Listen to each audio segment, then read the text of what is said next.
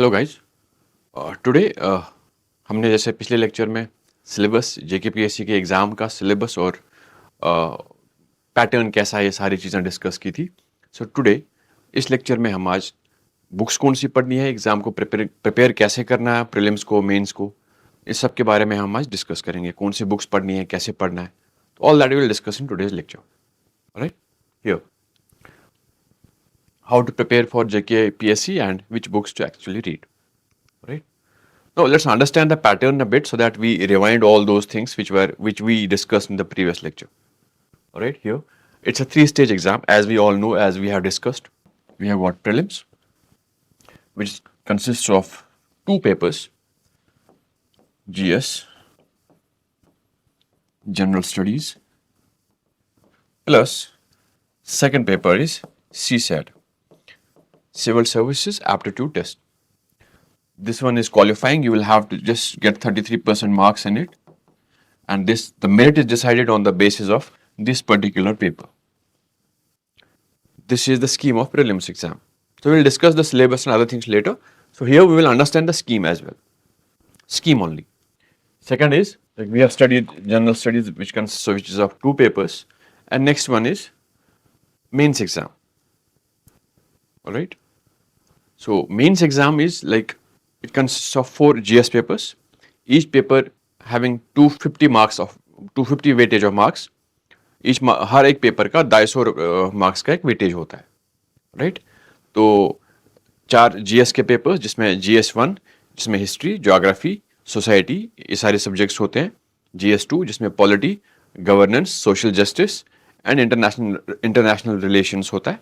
उसके बाद GS3 economy, infrastructure, disaster management, internal security, and GS4 is ethics, integrity and aptitude. This is the scheme of 4 GS papers. And then we have 250 marks of essays as well.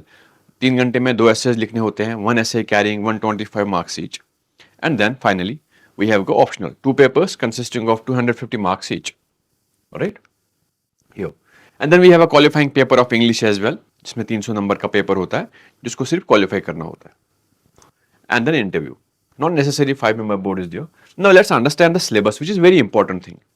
Syllabus क्या है, कौन सी किताबें पढ़नी है, ये सारी चीज़ों के बारे में पहले प्रीलिम्स की बात करते हैं। तो प्रीलिम्स में हमारे पास सिलेबस क्या है, कौन सी बुक्स पढ़नी है, किस तरीके से पढ़ना है, all that we will discuss in today's particular lecture. Paper first consist, ये 200 नंबर का पेपर होता है। 200 एग्जाम, 2 घंटे में पेपर, 2 घंटे किसका टाइम होता है, 200 नंबर का एक पेपर होता है। 100 क्वेश्चन होते हैं, हर क्वेश्चन पे 2 मार्क्स होते हैं। 100 क्वेश्चंस, ये एमसीक्यू बेस्ड होता है। 100 questions and each question carrying 2 marks. ठीक है। Now the syllabus, what is syllabus? पहला है current events of national and international important, जिसको हम करंट अफेयर्स भी कहते हैं। Alright. Second, we have got history of India and Indian national movement. History of India इसमें एंशिएंट इंडिया भी है, मेडिवल इंडिया भी है और मॉडर्न इंडिया भी है। Alright. And one thing is specially mention, that is Indian national movement, जो 1857 से लेके हम 1947 तक पढ़ते हैं। Alright. Then we have got geography of India and the world, alright, जिसमें आता है physical, social and economic geography of India and the world. Third one is Indian polity and governance, constitution, political system, Panchayati Raj. Alright. Then we have public policy, rights issues, etc. Next topic is economic and social development, sustainable development, poverty, inclusion, demographics, social sector initiatives, etc. And the last one is general issues on environmental ecology, biodiversity, climate change that do not require subject specialization. And the last one is general science. Now will understand, हम each topic को अलग अलग तोड़ के उसको कैसे crack करना है, किस तरीके से पढ़ना है, ये सारी चीजों के बारे में हम समझ जाएंगे। Let's talk about the first thing, that is history. Alright, we have understood the syllabus. अब इसको पढ़ना कैसे? For example, history is our subject. तो हिस्ट्री को सबसे इंपॉर्टेंट चीज, इसमें तीनों चीजें आती है, एंशिएंट, मेडिवल एंड मॉडर्न। तो तीनों चीजों को हमको बहुत अच्छे तरीके से समझ के पढ़ना है. History is quite difficult for some students. तो हिस्ट्री को एक लाइन लेके पढ़ना है. You will have to carry it very incrementally. आप इसको ऐसे नहीं कोई 11th की बुक उठाया, पढ़ लिया, छोड़ दिया, कुछ और किया, नहीं. इसको आपको एक समझ के पढ़ना है. See when you read 10th class NCERT, आपको एक लाइन ऑफ थॉट आ जाता है.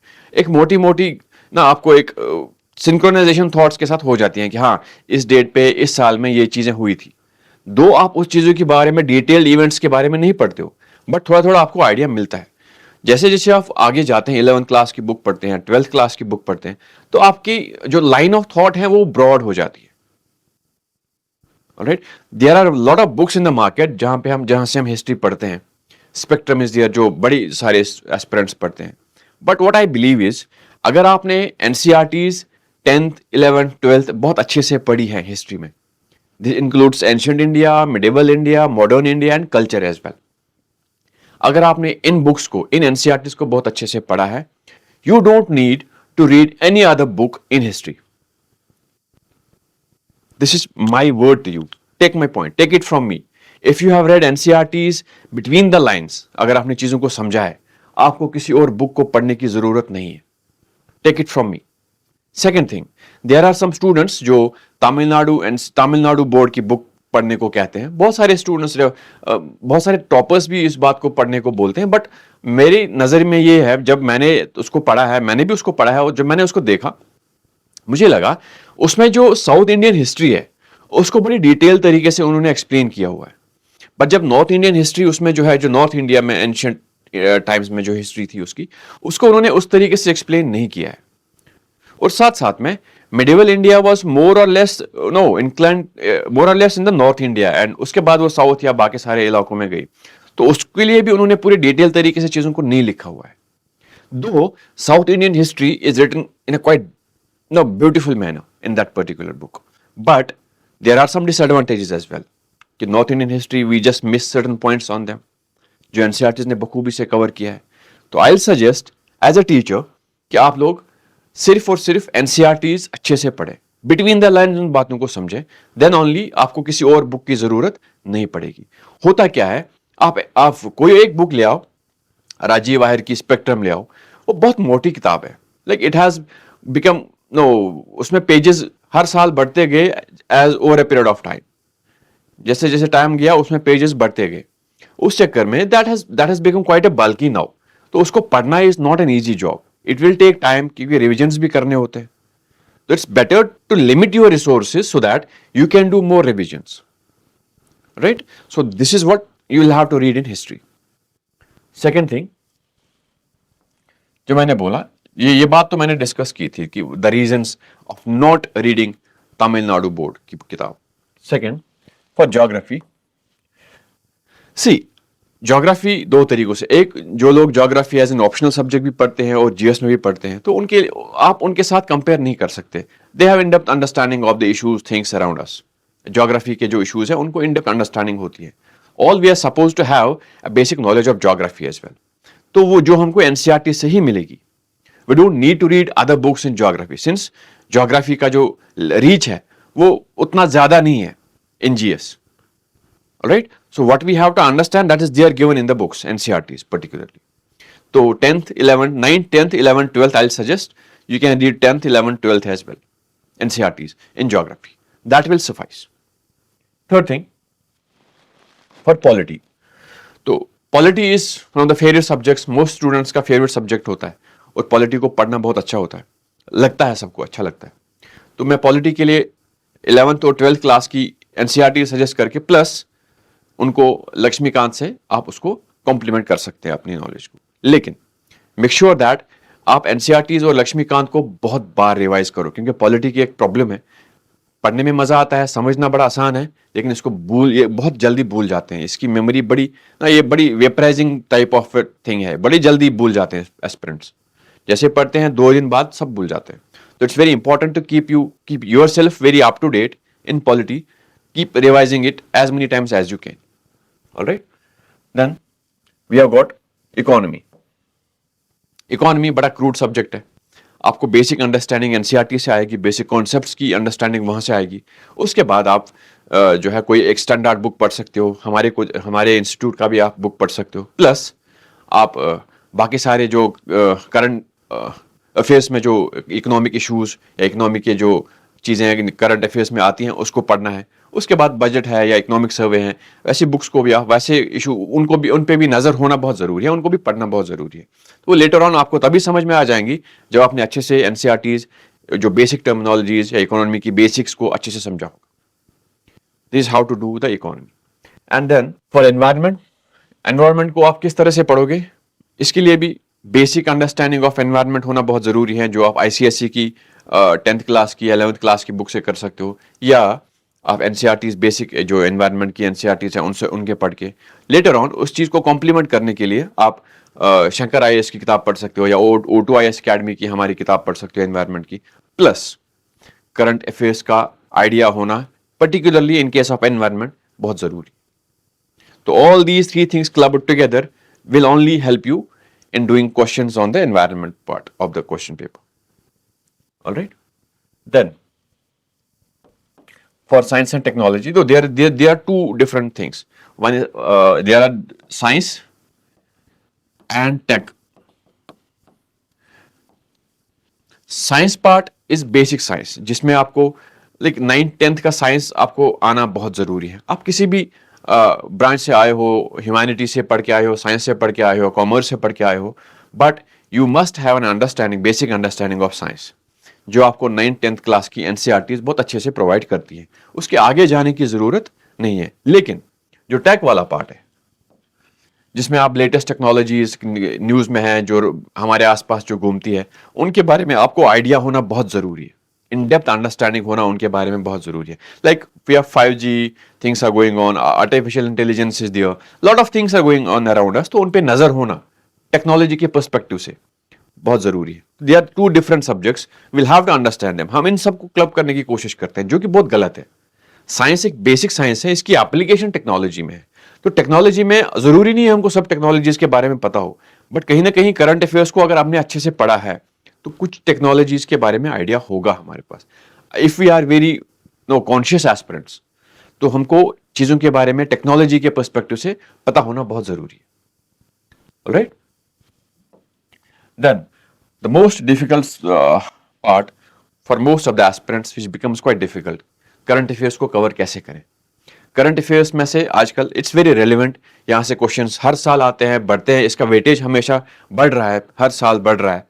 पिछले जितने भी सालों से हमने पेपर को देखा है, 5-6 साल से, तो करंट अफेयर्स का वेटेज ओवरऑल बढ़ रहा है। तो करंट अफेयर्स को cover, basic idea to do current affairs is to read a newspaper. Newspaper पढ़ना is one of the best strategy to cover current affairs.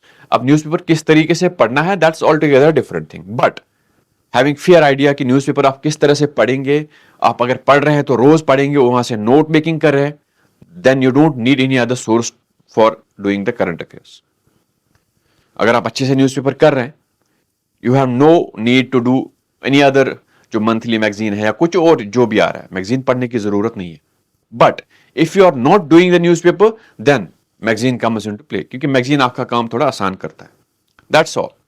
But newspaper के बहुत सारे एक्स्ट्रा फायदे हैं कि न्यूज़पेपर आपको रीडिंग कॉम्प्रिहेंशन अच्छा करता है, आपके जो नोट्स में, जो आपके आंसर्स में टर्मिनोलॉजीज आनी चाहिए वो ले आता है, कि आप चीज़ बार बार पढ़ते हो, उसको रिवीजन करते हो, नोट्स बनाते हो, तो उस फॉर्मेट, एक आप फॉर्मेट समझ जाते हो, आपकी ऐसे राइटिंग अच्छी हो जाती है। तो बहुत चीज़ों में आपको फायदा करता है न्यूज़पेपर पढ़ना। तो I as a teacher I will suggest go for the newspaper. Magazine को कॉन्टिजेंसी के लिए इस्तेमाल करो कि भाई कोई चीज़ मिस तो नहीं किया हूं न्यूज़पेपर्स में से, वो जाके आप कहीं से वहां से मैगजीन से पढ़ लो। That will be my suggestion as a teacher. Alright, moving forward, as a said, mains के 4 जीएस के पेपर, 1 एसए का पेपर हो गया 5, और 2 ऑप्शनल के पेपर हो गए 7 paper total, and each carrying 250 marks, 7 papers. तो ओवरऑल 1750 का टोटल मार्क्स होता है।